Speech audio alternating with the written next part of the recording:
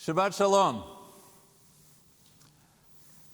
Last week, together with the tribal heads of New York Congregational Life, I participated in a rabbinic mission to Israel.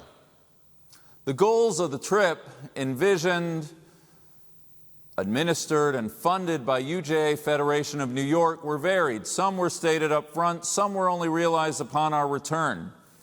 Ostensibly, it was a solidarity mission, a time to stand with Israel in her hour of need. And we, as rabbis, were there to represent our congregations during a time when travel to Israel by non-Israelis is near impossible.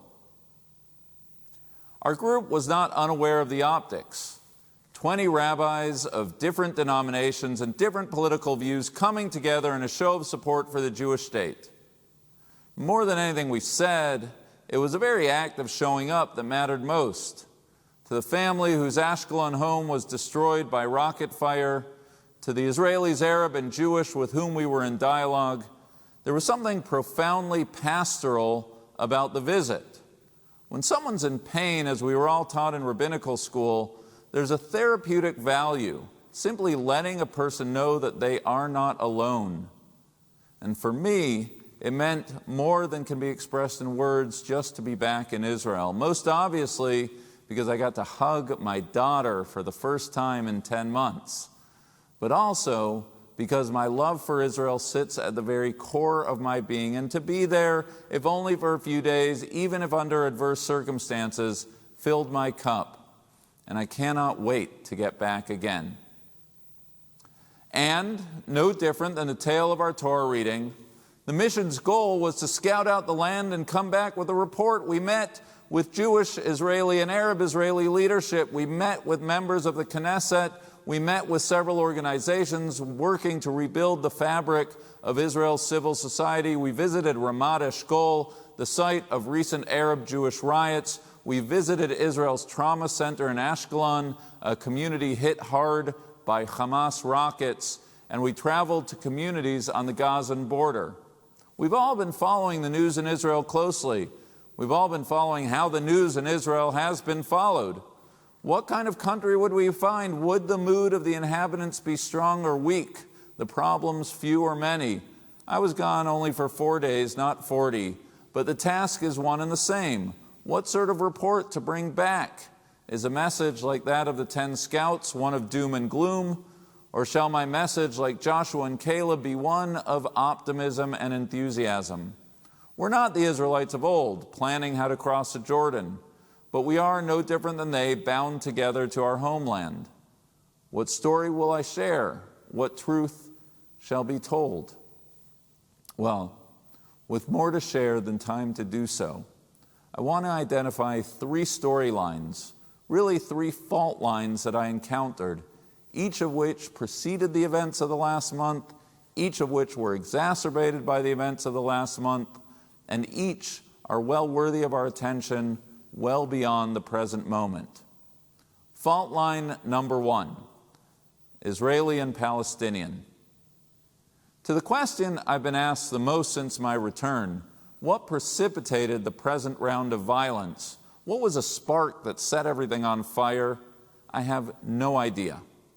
Everyone has their own theories. The dispute in Sheikh Jarrah, the Al-Aqsa Mosque, Israeli election, Palestinian elections, grassroots incitement, outside extremists. I have no idea. It was probably a combination of a few things, and no one will ever know for sure. The more interesting question in my mind, however, is a question of how it is that nobody saw this coming. Within the last year, the signing of the Abraham Accords, a new chapter for a new Middle East, or so we thought. Iran was Israel's problem, not the Palestinians. The last few weeks have made it clear that what happens at Al-Aqsa does not stay at Al-Aqsa. It has profound implications in Gaza, in Jaffa, in Lod, and in Akko. I do not believe that the Israeli-Palestinian conflict holds a key to the Middle East peace, nor for that matter do I believe that the arrival of a 2-state solution will prompt some sort of kumbaya recognition by Hamas of Israel's right to exist. What I do believe, though, now more than ever, is that the Palestinian in East Jerusalem in Gaza and in Lod see their destinies as intertwined. The hurts felt by one give rise to a response by another. The latest conflict brought these tensions into violent relief, tensions that have been simmering beneath the surface for some time, tensions that we brush under the rug at our own, and by our own I mean Israeli and Palestinian peril. What makes this first fault line all the more troubling is that neither side is presently inclined to figure out how to break out of the cycle.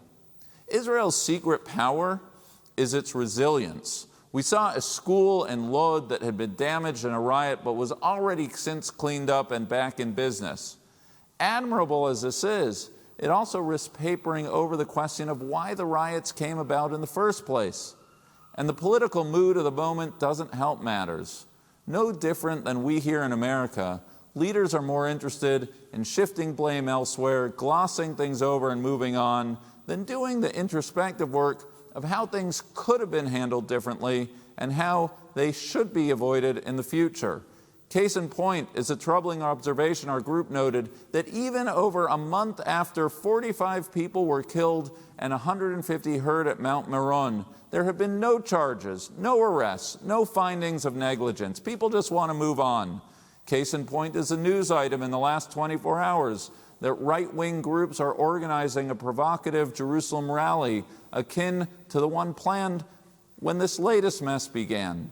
My fear is not just that Israelis and Palestinians are living through some sort of interminable Groundhog Day where every few years rockets are fired from Gaza, the Iron Dome is deployed, and pictures of Palestinian casualties used by Hamas as human shields are plastered onto the front page of the New York Times. My fear is that things are getting worse, not better. The systemic issues are becoming more, not less intractable, and that there is no political will or incentive for anybody, Israeli or Palestinian, to do anything about it. If the first fault line is the one between Israelis and Palestinians, the second is between Israelis themselves. Our group was honored to hear from members of the Knesset, one from the right-wing Likud party and the other from the centrist Yesh Atid party.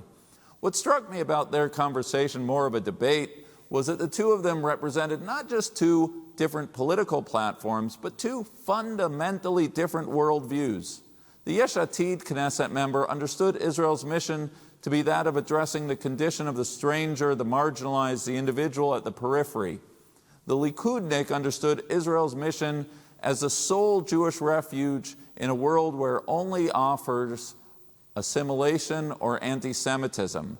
Two totally different understandings of Israel. A dystopian world where the choice between self-preservation and concern for the other is seen as a binary one.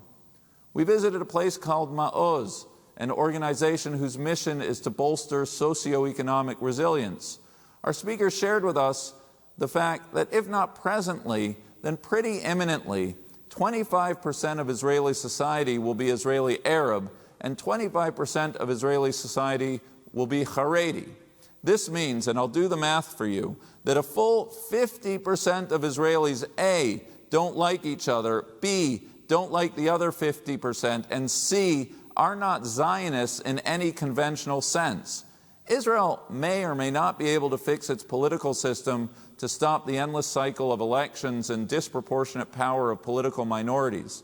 But the systemic issues, they're not going anywhere. Israel is a balkanized, multi-ethnic society in desperate need of a common national conversation. The trends are not good. The fault lines growing greater. And the number of speakers who we met who alluded to the fact that neither the first nor second Jewish Commonwealth lasted forever, and both only lasted for about as long as Israel presently is, alarming. If the first stage of Zionism was to drain the swamps, and then came the stage of defending the state against Arab aggressors, and so on and so forth, then maybe the next urgent stage of Zionism should be devoted to figuring out how to sustain the fictitious nature of Israeli society. The third and final fault line about which I want to speak is that between Israel and the rest of the world. When we were in Lod, we had the honor of the presence of Michael Miller, the outgoing head of the New York's JCRC, the Jewish Community Relations Council, who joined our group for a few hours. There was a break between the local speakers, and given the presence of over 20 New York congregational rabbis, Michael was kind enough to give us an update regarding the anti-Semitic violence and vandalism back here in New York, his dialogue was with the NYPD, and the work yet to be done to protect our communities back home. The whole thing was an out-of-body experience. There we were in Israel, showing solidarity for an Israel yet again depicted as an aggressor, and yet we were and remain deeply concerned about our own vulnerability due to the precipitous rise of anti-Semitism back home. You know, we met with the journalist Mati Friedman, and you should all read his most recent piece in The Atlantic. Mati had a great line. He said that when Putin invades Ukraine, nobody adds security guards at Russian Orthodox churches around the world. But for some reason, let's just give that reason a name, anti-Semitism, when Israel is in conflict with her neighbors, Jewish institutions around the world are put on high alert. I'm neither an alarmist, nor for that matter, one who believes that Israel always does the right thing.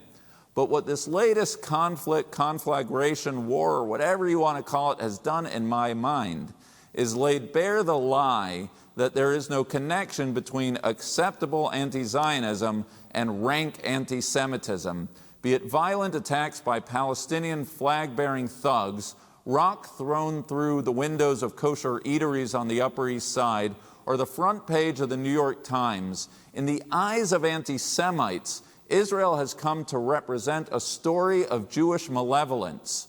Now is not the time to mince words. Now is not the time to stay silent. Now is not the time for neutrality. Those individuals who would dumb down the complexity of the Palestinian-Israeli conflict as yet another racial wrong in need of being righted don't understand Israel, don't understand Hamas, don't understand the conflict, and don't understand the slippery slope of anti-Semitism by which their ignorance gives way to.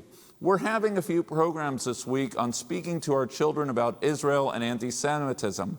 But it's not just a conversation for this week or only for our children. Who we are as Jews has always been measured by way of our willingness to take up the cause and the condition of our people as our own. Now is a time to be informed. Now is a time to be active, to be vigilant, and to be engaged in defense of our people's interests here in Israel and around the world. 3 fault lines: Israel and the Palestinians, Israelis amongst themselves, and Israel and the world. Things look pretty grim. My scouting report, admittedly, more doom and gloom than courage and optimism. And yet, and I'm putting a big asterisk next to this next sentence, Israel is the land of miracles. Deflated as I was upon my return, the events of the last few days somehow have mitigated my pessimism. A president-elect with deep ties to non-Orthodox American Jewry, a coalition government in formation from a broad spectrum of parties, including an Arab-Israeli party, a right-wing party, a left-wing party, and the exclusion of the extremist party. The possibility, and it's still only a possibility, that this fragile coalition could hold and take shape is testimony not only to the vibrancy of Israel's democracy, but the continued hope, however slim, that there are yet enough Israelis who love Israel more than their own political agendas and survival. It's not much, but it might just be enough to make me, as Heschel once said, an optimist against my better judgment.